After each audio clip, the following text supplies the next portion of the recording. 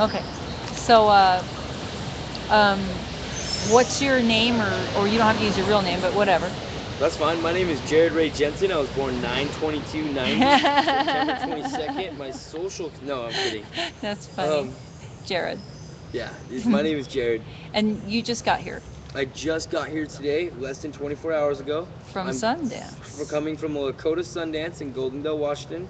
It is the ghost horse family, the Sangleshka Oyate, which means Spotted Horse Nation. Um, it's a great place. I've been doing it for 8 years. I've also been to Alaska. I'm an Alaskan fisherman. I'm also an amateur fighter. I started in the UFC kind of scene, MMA, amateur MMA, not really UFC because we weren't getting paid. So I started getting boxing because I wised up and said if I'm going to get beat up or if I'm going to beat people up, I'm going to get paid big money for it. So that's why I put the boxing gloves on and not the MMA 1 ounce gloves on. 12 ounces are way better than 1 ounce, and they don't hurt as bad, but they still can bring some pain. So whether that sounds that So you're getting into boxing. You show up in Portland, and I you met a girl. happen on our vigil. How did you get here? Okay, so this is a very interesting story. So one thing that I've learned about being a Lakota man is that we all just need, and I don't need to go speaking more Indian here or Native American, but we all need to be simple. And we all need to be as simple. For us men, if I'm talking just about us men, we need to be simple men for our people. And that's what I'm starting to learn this year. How I got here is that I showed up to a place that's called the Outside Inn, but it was closed, and it's supposed to help us because like I was supposed to see a doctor and see if I'm psycho or not. I don't think I am, but I've never seen a psychologist, so might as well try one out. Anyways, they were closed, so I got sent to the nearest youth shelter. Not exactly an adult kind of shelter setting, more of a, they want to just not ask you if you're on drugs or anything. They really like to just take you in, feed you, shower you, give you a bed, and then, set you off with something else to help you through the day. They're actually really trying to help the youth, and I see that. So I went there, I showered up, ate some food, made my bed, and I went outside for a cigarette, which I can't wait to get. And I saw this young woman. She had to be 18, 19, um, possibly 17. Anyways, she was just pretty. Um, and I thought, I was looking at her a little bit, and I wasn't really paying too much attention to her. And I could just read her thoughts almost that, she was thinking about that high. She was thinking about going. Hidey, Oh, hidey, yeah, sorry. hidey. I didn't roll you one, my Jump bad. and run again. Old man is Anyways, down the road. she was thinking about that high, and I could tell because I used to get high myself. I don't need to indulge in drugs and alcohol, nor do I need to lie to any person. Um, she was thinking about it, and I could tell she was thinking about it. And I said, "Where are you going tonight?" She says, "I don't care. I'm just going somewhere." And I was like, "God damn it! Excuse my language. I just made my bed. I just got a meal. I just took a shower, and I really want to go to bed. But this girl is way too pretty to be walking these damn big city streets of Portland. And I'm from a town of 300 people, and I know that. So just asked her, "Hey, can I walk with you to see the town?" And she said, "Of course." And so I went and got my cowboy boots on, put some pants on, and you know, went with her. Well, she asked me if I get high, and I said I used to, but I don't anymore. I'm sorry. I'm not gonna cramp your style or anything, but that's not my thing. I smoke weed. That's what I do. I don't drink alcohol. I don't anything like that. I smoke a little marijuana just to take the edge off. And if people think that's wrong, I don't care. Um, anyways, so she walked me down to this Occupy, and I was like, when I showed up, first thing I thought in my head is that, is this what the homeless people do in Portland? We all just gather up and have a party? Hell yeah! I want to be homeless in Portland forever. I'll be here all the time. This place is sweet. And then someone said Occupy, and it clicked in my head, okay, there's a standoff going here. And I love a good standoff. Because that's what this is. I don't understand fully yet, because I just got here, what we're doing. I know it has to do with homeless, so which is kind of cool because I just went to a shelter, and I'm homeless because I choose to be. I have a mother and father that love me so much. that are always open arms, that will always let me in their home. And I'm here on my own choice. And this is where I want to be. Anyways, I met a man named Dallas. This man, he's a good man. He's young, but he's fun, he's good. All his intentions are just great. He's got his demons, but we all do. I haven't even known him for 24 hours, and he's already my best friend. And we already made a deal that we're going to California when this is all said and done. Nice. Dallas is a good guy. Yeah, we're going to go to Cali. I haven't been to Cali much, only a few times, passing by on my travels. My main thing, though, if you were to ask me who I am, I'm a fisherman. I love to fish so much. Well, I'm gonna ask you questions. I'm ready for some questions. Okay, Jared. So Are you sure I can't smoke right here? I'm positive, and I Ah, don't have will reception. they get that mad? Yeah, we've agreed not to smoke. Oh, here. okay. That's fine. Then in that case, I can wait. Thank you. It makes it that much if- better. You know, in a couple of days, I'm gonna have a data plan where I won't have to use their Wi-Fi. But right now, I have this tether on me where I can't actually sit out And there. since it's so close to the city hall door, you Mhm. can't smoke right here. Of course, the city hall. Yes, public building. Yeah, And I've this had is- judges tell me, Jared, you're such a good kid, man, but you're so wild. We're putting you in jail. And I'm sorry. I've literally Are you had gonna be judges wild tell me here? that. No. Are you gonna be? No, because I've already good- almost gotten in a good fight friend? tonight, and me and Dallas both we're the better man. This drunken man tried to fight me and Dallas tonight. I'm not even gonna get into the story why. We asked him for a cigarette. He was just being a jerk. We could have hurt that man. I'm a trained weapon. I know I can hurt people, but I don't need to. Oh boy, here we go. Anyways, we walked off. Yeah, I know. Ego, here it comes. Here comes some testosterone coming right at you. I'm a weapon. But we walked away, and we didn't even say anything back to the man. We just said, I killed him with kindness. That's the best weapon of all. If you can let someone tell you to F off, and let someone tell you you're a big piece of shit, and they're gonna slap you in the face, and you can look at them and say thank you, you will touch that person's heart. And that's how you fight fire without fire. That's how you fight fire with a little water.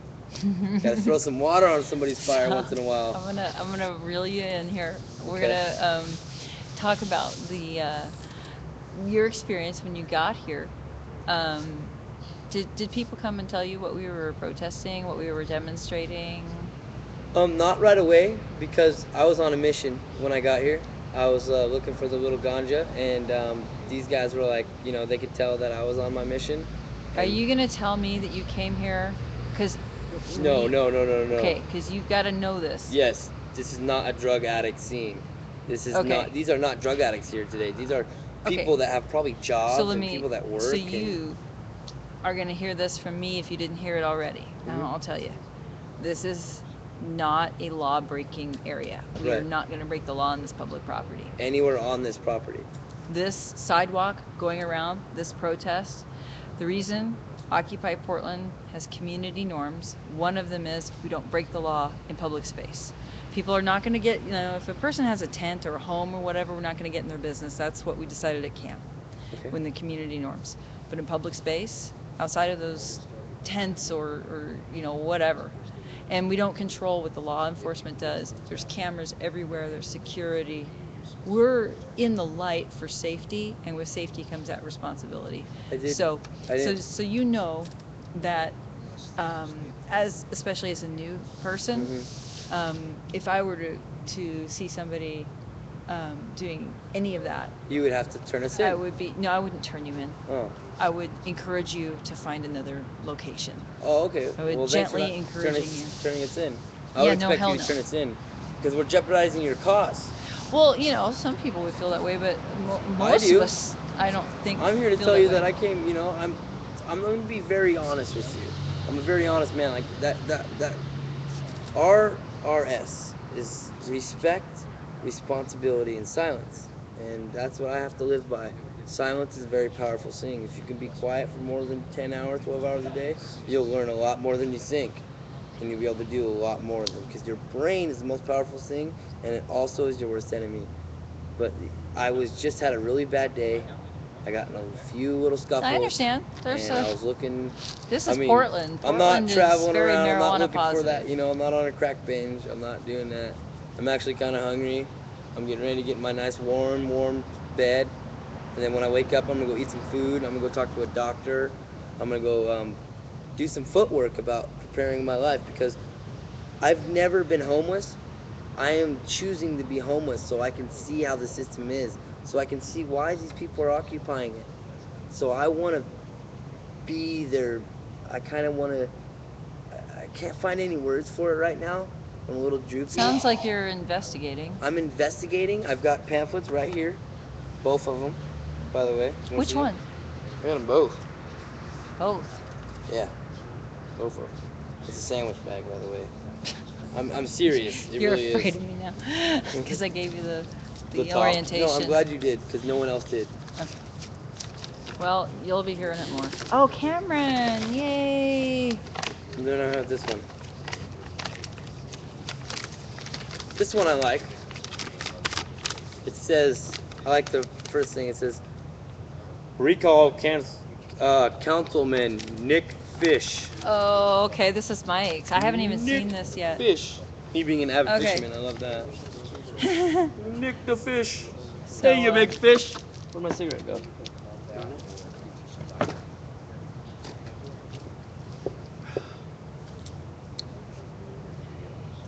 Huh, interesting.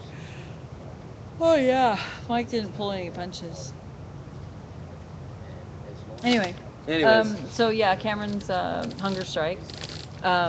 He's probably in a lot of cool activism here. That's good. I've been trying. I want to meet this man. He's exiled that Is guy. Cameron here? Yeah, he is. He's asleep. Oh, well. See I'll that talk to big him tomorrow. totem? Yeah. That's Cameron's new hunger mobile.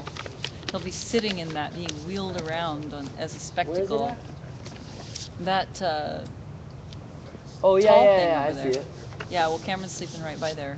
That's awesome. It is pretty awesome. Cameron seems like a great guy. I like Cameron. It's a good name.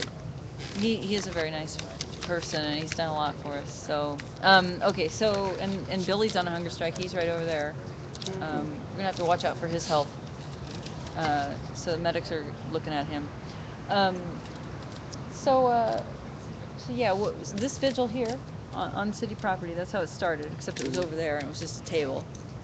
And then the people who started it, one of them, Colonel, he built this kind of, it was like a tent without any, it was only the poles in a geodesic shape.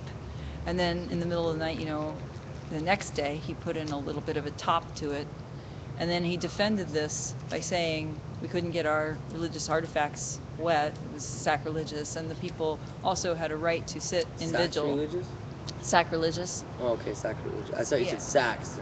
Yeah, so we were able to sit, just one or two people under there, and pray or meditate or however you do, for this purpose of lifting the camping ban. Right.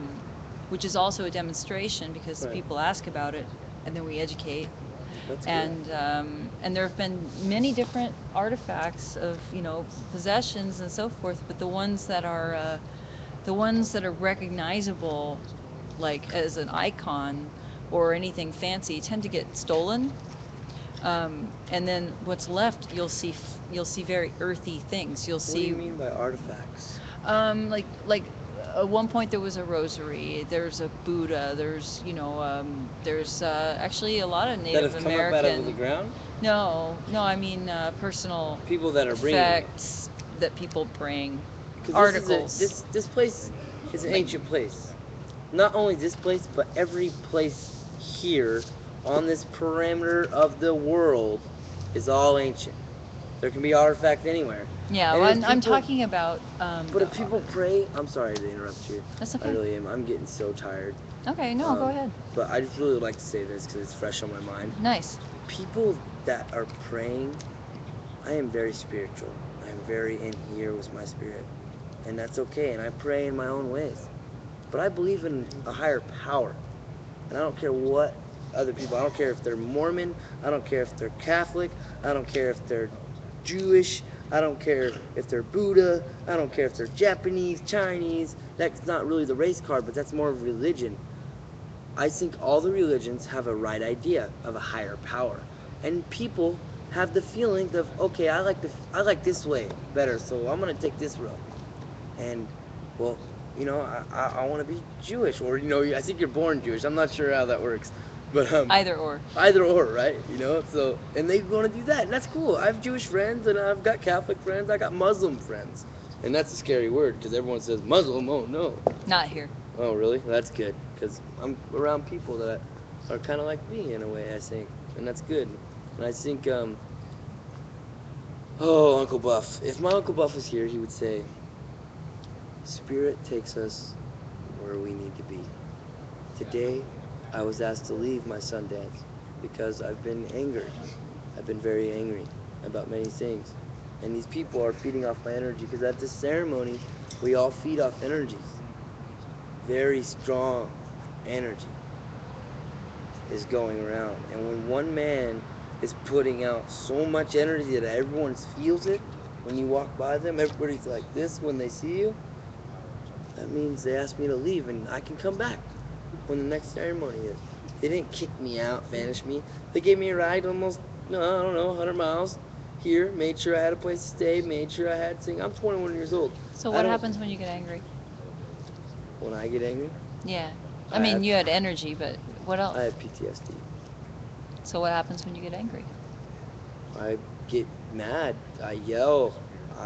Well, actually, no, I'm lying to you. I'm going to be honest. I said at the beginning of this interview that I was going to be honest, so I'm going to put honesty out there. I get very quiet. Okay. Very, very quiet. And it takes about 3 days. And when I'm angry, if it makes me mad enough, I'll be quiet for 3 days. And I'll think about why I'm mad for 3 days. Okay. And then after that third day, I used to, when I was younger, about 16, 15, well, I was incarcerated for a little bit. And, I was because, some man hurt my sister and I wanted to hurt him. And it's just a long bunch of bullshit. 15, 16, I'd fight anybody. I would drop the hat. So I've done a little military training now. I started doing the whole military gung-ho about the Army when I was 18, 19. Did a little training, did a little half-assed enlistment because I didn't pass my ASVAB all the way. And so let me, they felt bad for me, so they let me give me a waiver because I got off-the-chart shooting scores. I could shoot anything. I like to shoot stuff. I like to shoot objects. I like to shoot targets from far away to show people that I can make a clean shot. And you That's do it. arrow. An arrow. Yeah, a little bit. I'm not so good with the bow, to be honest. I'm a rifleman. Okay. It's kind of in the blood. I was raised in a white family until I was about 13. And then these Lakotas came to me and said, "Hey, you look like someone who could help us."